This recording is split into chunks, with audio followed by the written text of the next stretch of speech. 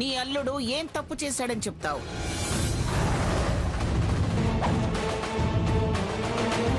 అమ్మాయిలు పిచ్చాడంటావా? వ్యసనాల మారాడంటావా? శభాషని మీ వీపు చరుస్తారనుకుంటున్నావా?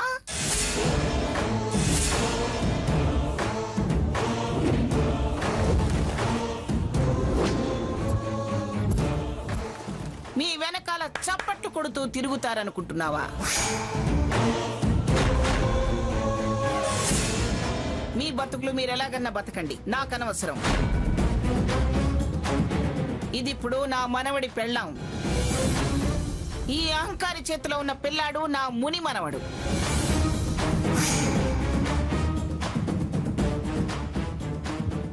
నా వంశోద్ధారకుడు వాడు. వాడి బతుక్కి ఏ లోటు రాదని హామీ ఇస్తారా మీరు?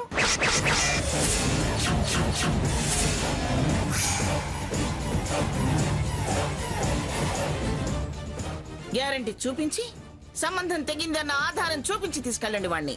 తీసుకెళ్ళండి.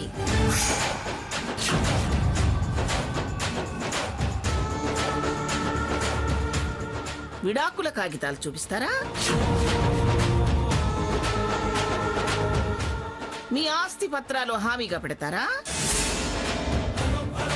మీ బ్యాంకు డిపాజిట్లు గ్యారంటీ అని పెడతారా? ఏమిటి? ఏం మాట్లాడరేమిటి? ఏం సావిత్రి, ఏమిటి? దానికి నచ్చజెప్పి పంపిస్తాం పిన్ని గారు. అమ్మా,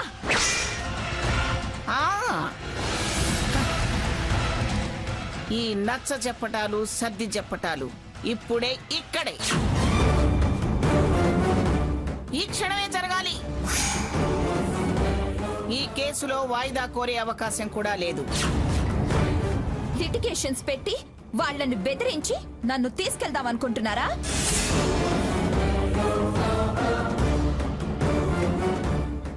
నన్ను వాళ్ళు తీసుకెళ్తేనే కదా మీ కండిషన్స్ వర్తించేది.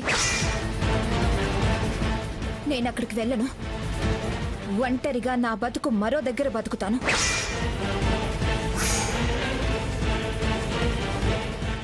నా మీద దౌర్జన్యం చెయ్యాలని చూస్తే ఎవరిని సంప్రదించాలో వాళ్ళనే సంప్రదిస్తాను. అవన్నీ నాకు తెలుసు. నాకు తెలిసే. మహిళా సంఘాల్ని కలుస్తావా? మానవ హక్కుల దగ్గరికి వెళతావా? పద, నీ వెనకాల నేను వస్తాను. వాడి తప్పుకి సాక్ష్యాలు అడుగుతారు. ఈ కేసుకు సాక్ష్యాలు అవసరం లేదు. నా నోటి మాట చాలు. తాతయ్య గారు చెప్పిన 498 చాలు. స్వర్ణ, ఏంటే ఈ వాదనలు? ఎందుకే ఈ పంచాయతీలు?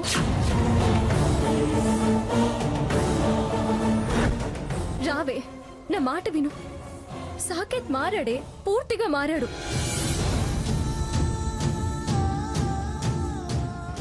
రాత్రి కూడా మన ఇంట్లో నిన్ను తను ఎంతగా బ్రతిమలాడాడో నేను విన్నానే.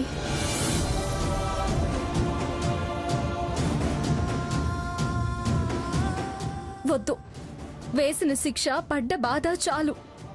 రావే, నీ మంచి కోరి ఈ అక్క మాట విని రావే. చేతులారా నీ జీవితాన్ని నువ్వే నాశనం చేసుకోవద్దు. ఏం నాశనం కాదు. దయచేసి నన్ను కన్విన్స్ చేసే ప్రయత్నం చెయ్యొద్దు. అవును, చేయొద్దు. ఎవ్వరూ కన్విన్స్ చేయొద్దు. తల్లిదండ్రులు నచ్చ చెప్పొద్దు. అక్క బావ కన్విన్స్ చేయొద్దు. పెద్దాళ్ళు మందలించొద్దు. కట్టుకున్నవాడు మాట్లాడొద్దు. అత్తగారు అది కాదమ్మా అని చెప్పొద్దు.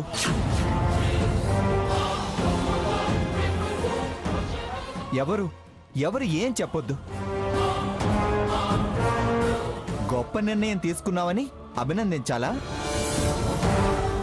మెచ్చుకోవాలా? స్వర్ణ, దేనికైనా లిమిట్ ఉంటుంది, ప్రవర్తనకు అర్థం ఉంటుంది, హద్దు ఉంటుంది.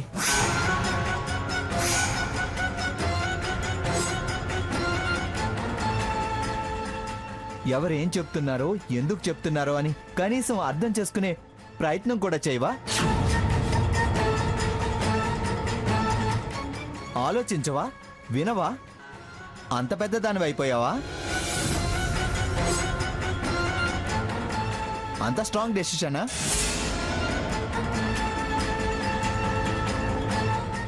చూడు స్వర్ణ, మొత్తం వంశాన్ని అవమానించేంత తప్పు వాడేం చేశాడు?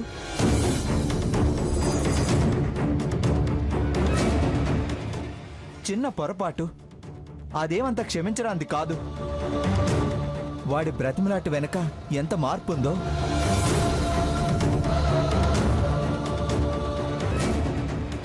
వాడెందుకు అంత ప్రాధేయపడుతున్నాడో ఒక్క క్షణం ఆలోచించలేవా?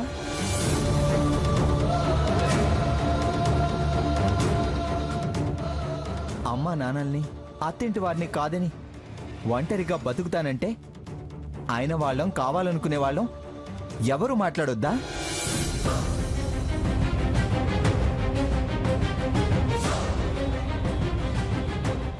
నచ్చ చెప్పొద్దా? అంటే మేమెవరం నీకేం కాదా?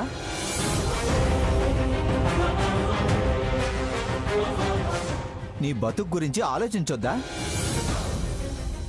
ఇంతమందిని కాదని నువ్వు వెళ్తే నీ జీవితం నవ్వులు పాలవుతుంది. ఎందుకు అవుతుంది? ఎందుకు కాదు? కాదని నువ్వేలా అంత ఖచ్చితంగా చెప్పగలవు? నీ బతుకేం ఆధారం ఉంది? చూడు స్వర్ణ, అడుగు ముందుకు పడ్డం అంత తేలిక కాదు.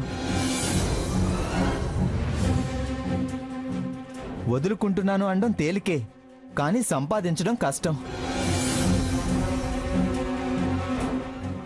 డబ్బే కాదు, ఏది సంపాదించాలన్నా చాలా కష్టం.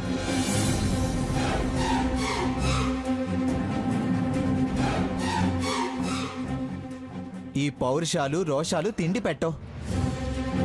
నువ్వు పస్తులుండొచ్చు, కానీ వాణ్ణి ఉంచే అధికారం నీకు లేదు.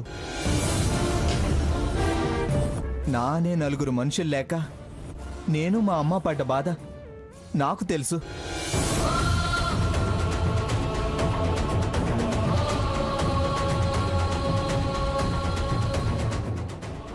అమ్మ తనకు తాను నిలబడ్డానికి, నిలదొక్కుకోవడానికి ఎన్ని అవస్థలు పడిందో తను చెప్తే నేను విన్నప్పుడు నా కళ్ళు చెమ్మగిల్లాయి.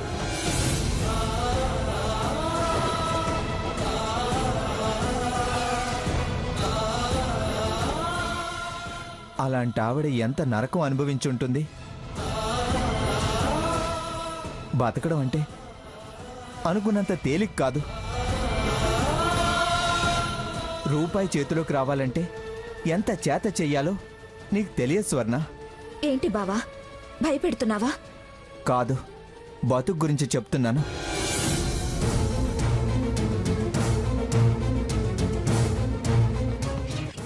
ధైర్యం ఉండొచ్చు, కానీ ఆ ధైర్యమే అన్ని విధాలా బతికించదు.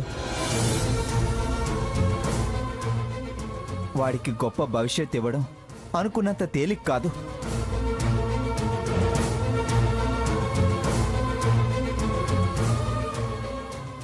చిన్నదానివైనా మేమంతా ఇంతగా ఎందుకు చూస్తున్నామో అర్థం చేసుకో స్వర్ణ. స్వర్ణ, అత్తగారిగా కాదు, అమ్మగా చెప్తున్నాను.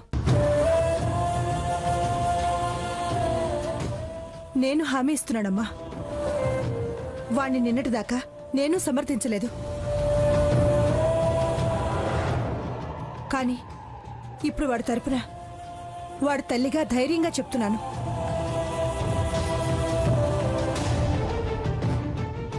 వాడు నిన్ను మనస్ఫూర్తిగా ప్రేమిస్తున్నాడమ్మా.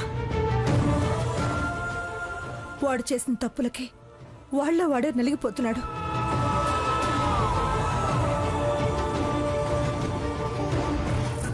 వాడు మారాడమ్మా. నా మాట విను. మొండిగా నా నిర్ణయం, నా అభిప్రాయం అనొద్దు. రామ్మ వెళదాం. వద్దు, నేను రాను. నన్నెవ్వరూ బతిమలాడొద్దు.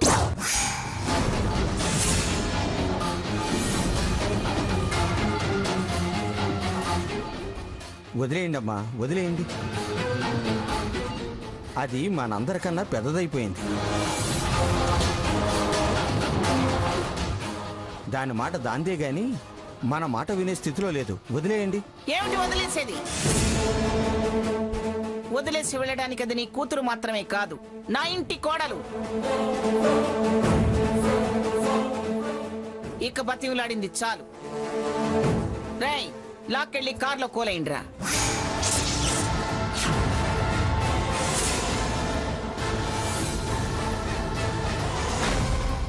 ఎక్కడికెళ్తుందో నేను చూస్తాను. మంగా, లేకపోతే ఏమిటండి? ఎంతసేపు ఇలా సాగదీస్తూ సాగిలపడాలి? వద్దు, నా దగ్గరికి ఎవరు రావద్దు. నా దారి నాది. నేను రాను. స్వర్ణ, ఆగు. స్వర్ణ, ఆగమ్మా.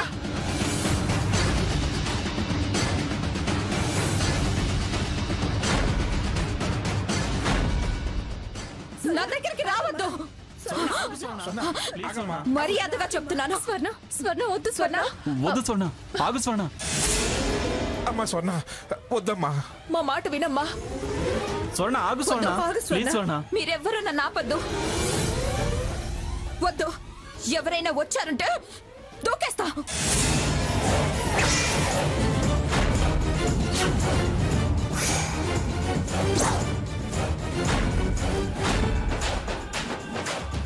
స్వర్ణ, స్వర్ణ వద్దు స్వర్ణ.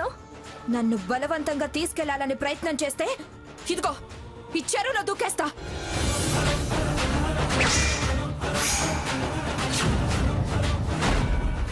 నా బిడ్డతో సహా చెరువులో దూకేస్తా.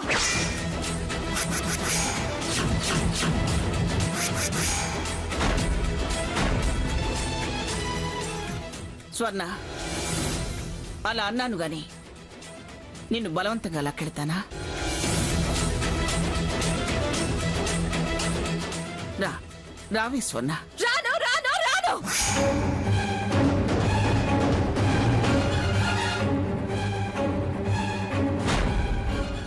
మీరు అడుగు ముందుకు పెడితే నేను ఇందులో దూకేస్తాను. స్వర్ణ. సరే, ఎవరం రాం.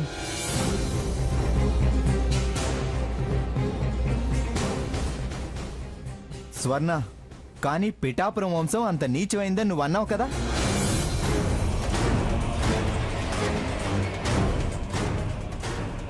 ఆ వంశంలో పుట్టిన నేను మాత్రం మీ ఇంటితో, మీ పుట్టింటితో ఎలా సంబంధం పెట్టుకుంటాను? వద్దు, మీకు మాకు ఏ సంబంధం లేదు.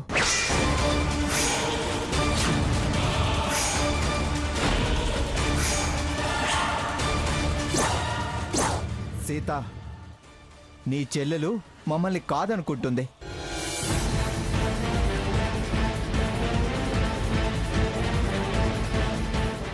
చావుకు తెగించేంత అసహ్యం పెంచుకుంది.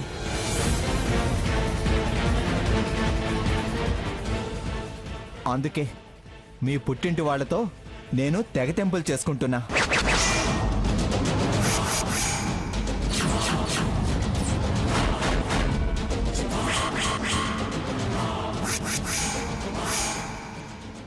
సీత, ఇక నుంచి నీ జీవితం నీది, నా జీవితం నాది.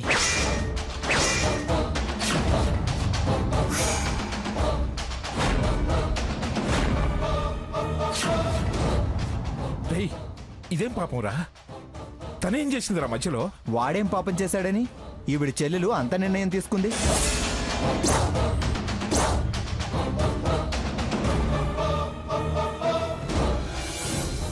రఘు, ఏంటి ఏంటి నువ్వనేది?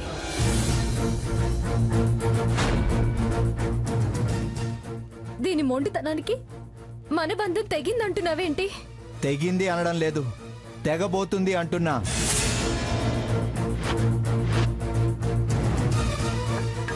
సీత, నీకు నేను కావాలన్నా, మా ఇంటితో బంధం మిగిలి ఉండాలన్నా నీ చెల్లెల్ని మా ఇంటికి తీసుకురావాలి.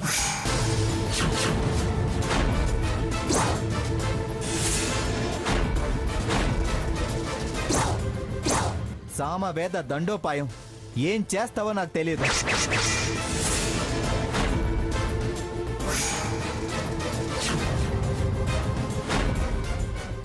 స్వర్ణ సాకేత్ని నమ్మాలి. వాడి భార్యగా ఇంటికి కాపురానికి రావాలి.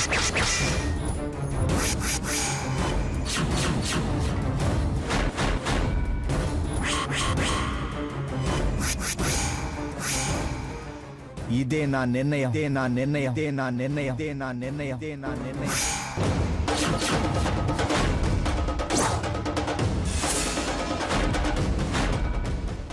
చాలా అన్యాయం. నాకు న్యాయంగా అనిపిస్తుంది.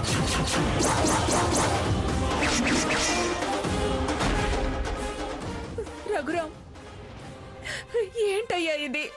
వద్దు, నన్నెవరు ఏం అడగొద్దు. ఎవ్వరికి నేను సమాధానం చెప్పాల్సిన అవసరం లేదు. నా నిర్ణయంలో మార్పు ఉండదు. నిర్ణయంలో మార్పు ఉండదు. నిర్ణయంలో మార్పు ఉండదు. నిర్ణయంలో మార్పు.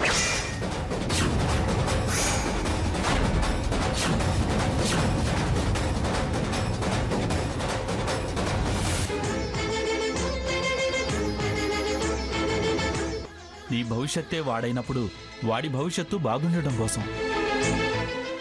ఇందులో నా స్వార్థం ఏమీ లేదు. నేను ఏమీ ఆశించటం లేదు.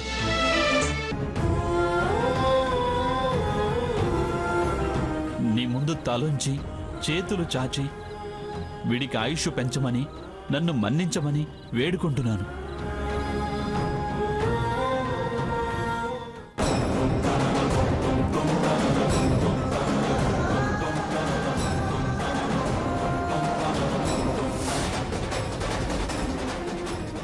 పదనానమ్మా. రఘు, సారీ, నువ్వు రావడం అంటూ జరిగితే నీ చెల్లెలు చేయి పట్టుకొని రావాలి.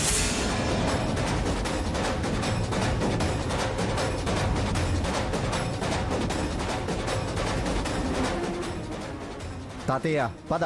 రే రఘురాం, నీ నిర్ణయం నాకు నచ్చటం లేదురా. నా మనసుకు నచ్చింది. రఘురాం, రే రఘురాం, రావే వెళదాం. నానమ్మా, తన్ని పిలిస్తే నేను ఆగాల్సి వస్తుంది.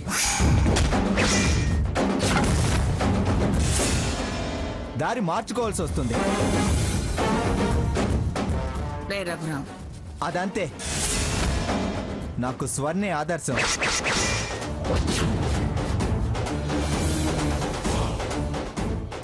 తను నేర్పిన మొండితనం, బలమైన నిర్ణయం.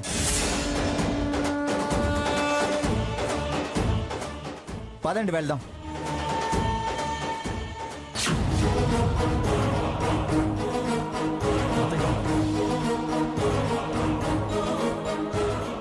రఘురాం,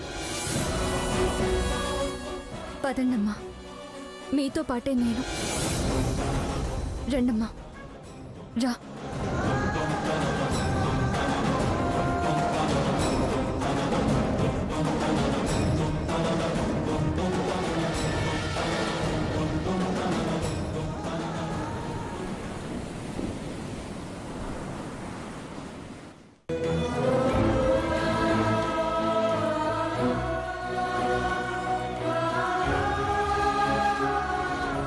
ఏం కర్మమ్మా మనకి.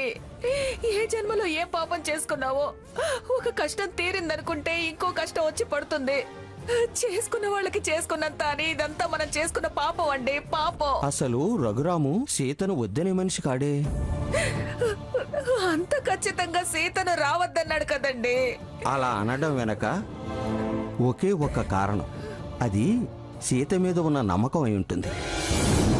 నమ్మకమా? అవును, సీత మాత్రమే స్వర్ణకు నచ్చ చెప్పి తీసుకురాగలదన్న నమ్మకం. అది నమ్మకం కాదు నాన్న. అదంతా ఆ చక్రాల కుర్చీ మహారాణి గారి ప్లాన్. బావను ఆవిడేదో మాయ చేసింది. అందుకే బావ అలా మాట్లాడాడు. ఆవిడ మాయ చేసిన సంగతి అటుంచు. నువ్వేమనుకుంటున్నావు? నీ మనసు మార్చుకుని వెళ్తావా లేదా? అది జరగని పని. అంతేనే. నువ్వు ఆ మాట మీదే ఉండు. అక్క చెల్లెళ్ళుగా పుట్టినందుకు మనమిద్దరం జీవితాంతం అమ్మా నాన్నల దగ్గరే ఉండిపోదాం.